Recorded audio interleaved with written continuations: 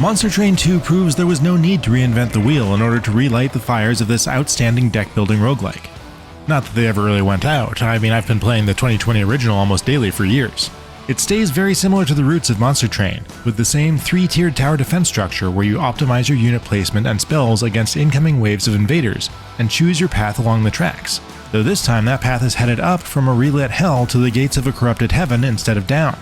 The 5 completely new clans have given me enormous amounts of toys to combine and experiment with as I build up momentum toward the final boss battle on each run, especially in tandem with the new equipment system that lets you mix and match parts, and a healthy number of other smart tweaks to the original's already incredibly replayable setup.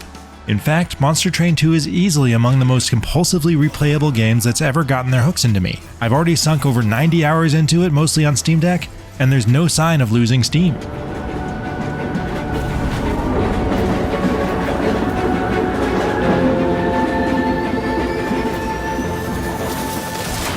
What makes each roughly hour-long run so gripping is that there are non-stop choices, and every one of them feels meaningful.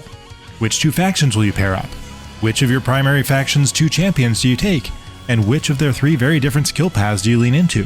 Which Pyre Heart do you slot in? And all that's before you draw a single card or choose a single game-altering artifact. All of those choices compound upon each other, and if you play your cards right and build synergies and combos, you can become so wildly powerful that it seems as though you've completely broken something.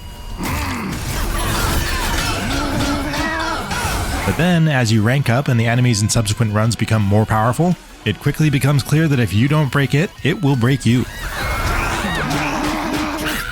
Like every great roguelike or roguelite, this isn't a game that you should expect to win every time, but every devastating loss makes the next win that much sweeter. This one in particular is so consistently interesting because of the intricate way that all of its systems interact. From the simple positioning of your unit so that the strong protect the weak, to the extremely important order of operations to maximize the effects of your spell cards, as you try to play as many as possible in a turn by reducing casting costs and generating more energy to spend. Figuring out which actions to take first can often spell the difference between winning and losing, and Monster Train 2 allows you to experiment much more than the original did by building in buttons to reset your turn or even a whole battle. That was kind of a cheat in the original. I found it to be an invaluable tool to help me learn the best way to play my hand, and let me salvage some really fun builds from premature ends after I made a bad move. For example, I keep forgetting to use the new special abilities that some units have on a cooldown timer. Those are cool, but they frequently slip my mind, even though there is this big flashing icon there to remind me.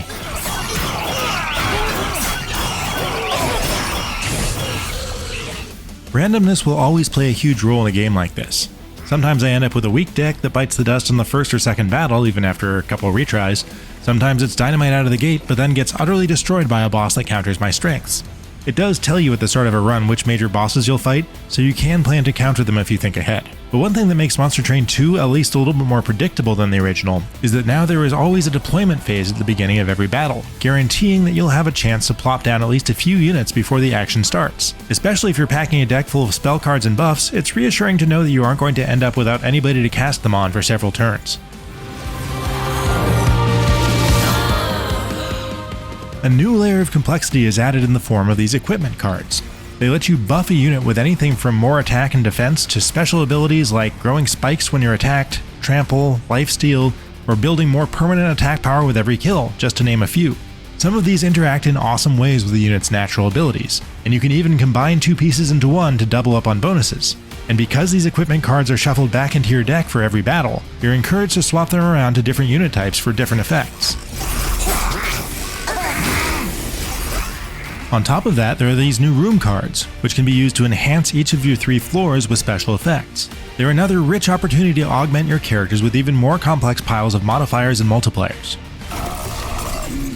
Another new swappable part is the Pyre Heart of your train itself, which sits on the 4th floor and serves as your persistent health bar. It can now be changed out at the beginning of a run to either give you a once per battle boost like a few points of energy or freezing your cards in place for the next round, or radically alter your run by ditching the standard starting cards and letting you draw some randoms to replace them. There are a bunch of these to unlock and try out, which really shake up your future runs. All of that just lays the groundwork for the colorful new clans themselves.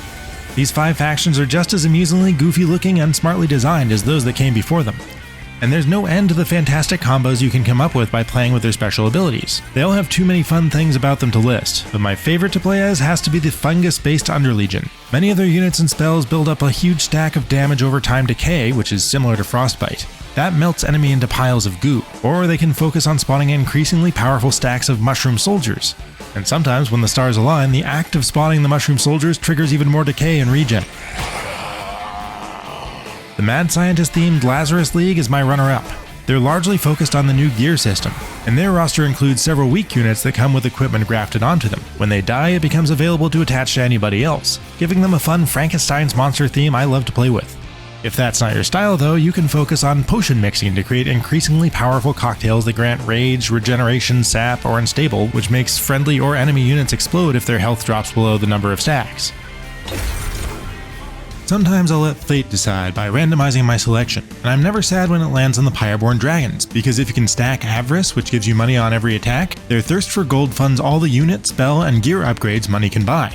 Alternatively, you can focus on lathering on Pyre Gel, which increases the damage an enemy takes with each stack.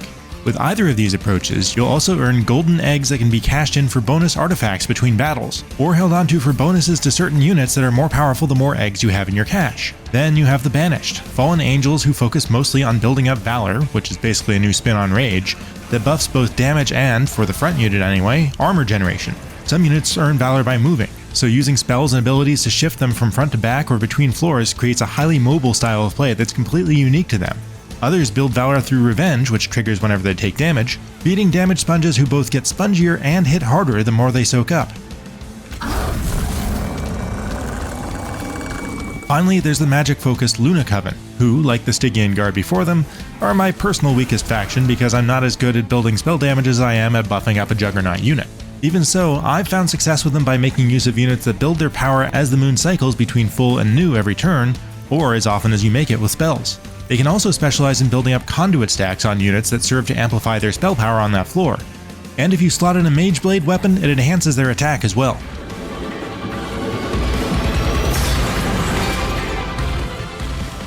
All that's just their starting point. All units and spells can be upgraded twice by default from options and shops, and when you mix in some special options that you can only get out of a random event, it leads to some truly wild combos. Things can get really crazy by the end of a run, but it still hasn't been enough to get me more than 2 battles deep into the new Endless mode where the challenge ramps up to insanity.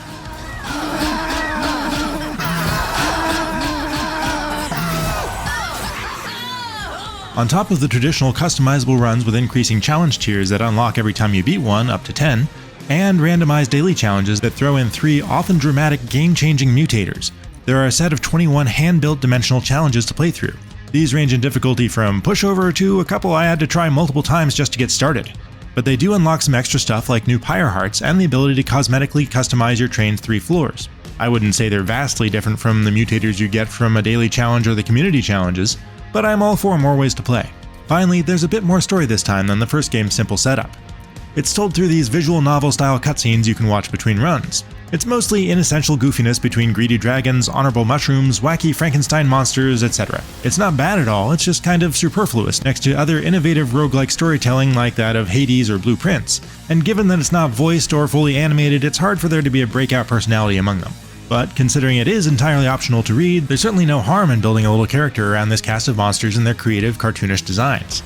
Along with another soundtrack full of great, jaunty music, there's plenty of personality on display.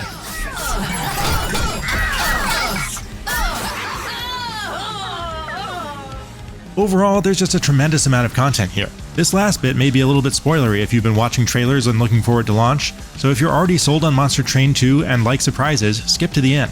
Okay, so it turns out that Shiny Shoe has pulled a Left 4 Dead 2 here and included all 5 of the original Monster Train clans alongside the 5 new ones. The only one missing at launch is the Wormkin, which were added in expansion. This is pretty amazing because it means there are actually 10 clans to choose from for a total of 45 potential pairs, as compared to just 10 pairings you'd get for 5 clans. Getting to play as the Umbra, Hellhorned, Awoken, Stygian Guard, and Melting Remnant with all these new systems makes this feel like the only Monster Train I really need.